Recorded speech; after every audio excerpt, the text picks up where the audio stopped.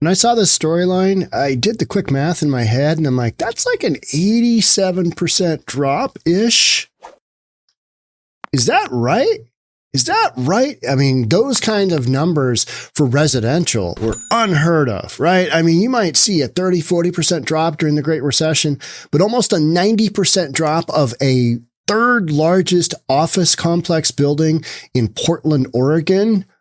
What is going on? Well, I think we know, but let's get into it. Here we go.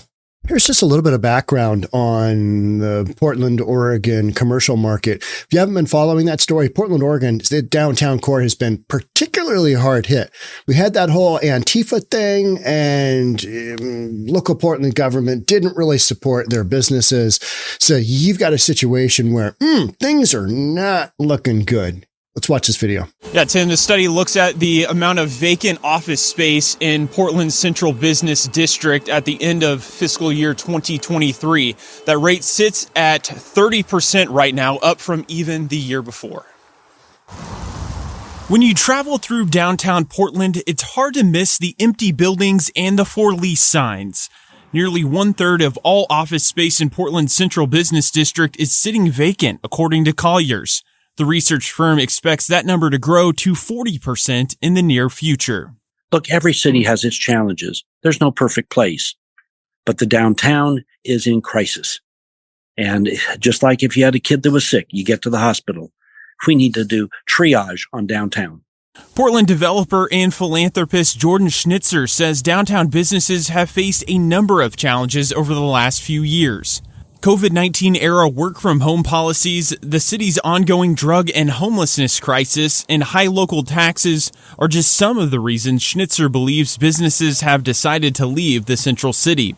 But he says getting workers back downtown is critical for Portland going forward. Suburbs are doing great, but every city you think about, the jewel of any metropolitan area is the downtown. And we can't let Portland just go down the tube.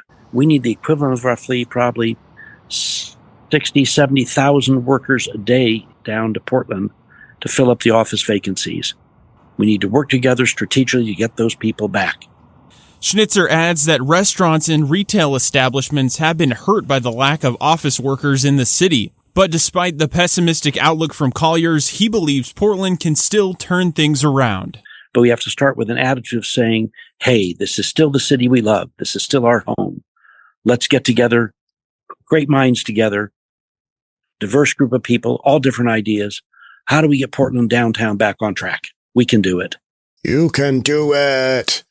So Montgomery Park, this is the office complex. It went from $255 million purchased in 2019 by a company here out of Seattle. They gave it back. It went to the lender. The lender put it on the auction block. Nobody bid on it. And it's recently undergone a private sale to a family, the Manash family, I think I'm pronouncing that right, for $33 million. 255 to 33. That is a massive drop. No matter what city, doesn't matter. Those numbers alone are staggering. And that's why we're talking about it here on News for Reasonable People. The Montgomery Park office complex in Northwest Portland is sold for $33 million to a company led by the Manash family, real estate family, according to property records filed on Friday. 3 family members involved in Portland-based Manash Properties, Barry, Jordan, and Lauren, initially declined to comment when reached on Friday. Hey, did you guys buy that? No comment. They don't want the publicity. This is a smart real estate family. Some might say wily. They've got a bunch of properties. They've got properties that have had issues where they've had properties that have been open. They've been trying to secure them. Couldn't really get them secured. Had one at 4th and Washington in Portland that was a known fentanyl den. I mean, just some nasty stuff going on with their properties. But they've been working on getting things squared away-ish. But I think they've got some amazing timing. Let's be honest. They are buying at the absolute bottom. Some might say, Portland's going to go to 0. Most cities won't go to 0. And I think 87% down. that's a bottom. I don't care where you are, because you're going to be able to get some income out of these buildings no matter what, and enough to make 33 million go. So, you got to wait for a turnaround. You got to work with a bunch of, lunatic drug addicts and homeless people in the meantime. Okay. All right. You can figure that out. If you get enough money, you can figure that out. So this was an amazing purchase for $33 million, period. I know a lot of you are going to say, I wouldn't pay $33 for that building. Well, if you ran the numbers and you knew commercial real estate, you would. You would, because you don't have any of that emotion. I hate Portland. It's terrible. It's got terrible leadership. It's gone to the dogs. I hate the whole Pacific Northwest. Upper left USA sucks. And that's because a lot of people want to believe, hey, there's absolutely nothing left in San Fran, Portland, Seattle. They've gone to the dogs. They've just gone to hell. Okay. All right. But there's still businesses that are going to be in these areas. And you know what? They're going to need space. We've had the work from home deal, and that has crushed many real estate markets. Downtown Seattle, same thing. Just aren't enough businesses going there to make it viable. The Manash family ties in the past year purchased urban offices, namely the downtown J.K. Gill and American Bank buildings. They are actively out there purchasing these properties because they know buy low, sell high. Not that hard, right? But it's hard to have the guts to go out and do it. And they are. So, it is what it is. At tremendous discounts amid Portland's broader commercial property travails. According to data from real estate brokerage CBRE, more than 31% of city office space is vacant. Now, San Francisco is somewhere around 40, 36, 37, 40, somewhere in there. Portland, I think, so the situation you've got in San Fran is a lot of those companies were tech companies that their employees could work from home. It's very viable. So you had that really affected San Francisco. And then in Portland, you had the riots. We just all of a sudden Antifa is our best friend. We let them run roughshod over the city. And you've got all kinds of homelessness and drugs and craziness in the downtown core. And for a number of years there, and including through today, you've got more homelessness in Portland. Portland is a known destination. San Fran is as well, is a known destination for going and doing your drugs and living homeless. But I think Portland even has even more of that because, that whole keep Portland weird. Well, that does attract a certain segment of the population. And that is what's negatively impacting a lot of the downtown core, on top of this nationwide trend, which is we don't need that much commercial real estate anymore. We don't need that much commercial real estate anymore. But if you've got a price drop from 255 to 33, you can figure out a way to make those numbers work. Guaranteed. At 255 going down to 170 with 31% vacancy. And let's say this building has even more vacancy. No, those numbers don't work. But 255 to 33? Holy cow. This is an interesting statement here. And this is the statement that you are hearing a lot. King County executives and I think City of Seattle personnel, they're all going to be back 3 or 4 days a week working in the office because of statements like this, which are now the common statements we make about work from home. COVID-19 advanced and over-exaggerated work from home in a world where personal interaction is critical to professional and individual growth, success, and happiness, Jordan Manash said, and one of the family members, responsible for buying this building. He's basically saying what a lot of city officials are saying, which is, you know what? That whole work from home thing was great, and it was due to a time where we really needed to, and we proved we could. But now we recognized that in order to maximize our personal interaction to develop that professional and individual growth, success, and happiness, we all need to be back in the office 5 days a week. And I've been saying this since the get-go. At some point in time, I didn't think it would take 4 or 5 years. I thought it would take like 2. But, whatever. You throw ideas out. Is what I think. Because it was stupid to believe that all of a sudden we're all going to work from home. I mean, it's not reality. It's not reality. We all know that you can get on a certain level, you get more done and you get more out of going to the office. People who want to kid themselves, I can do everything I need to right here on the internet. All right. But you just don't have that interaction with people and relationships are what make businesses work. I don't care what you say. Montgomery Park is a bellwether for Portland office culture by dint of its sheer size. It's the metro area's third largest office building behind number 2 Wells Fargo Center and number 1 U.S. Bancorp Tower. It's the third biggest building in a major metropolitan city in the United States, and it's lost 87% of its value. Oof. That is a humdinger. That's a shenanigan right there. If that isn't a shenanigan, I don't know what is.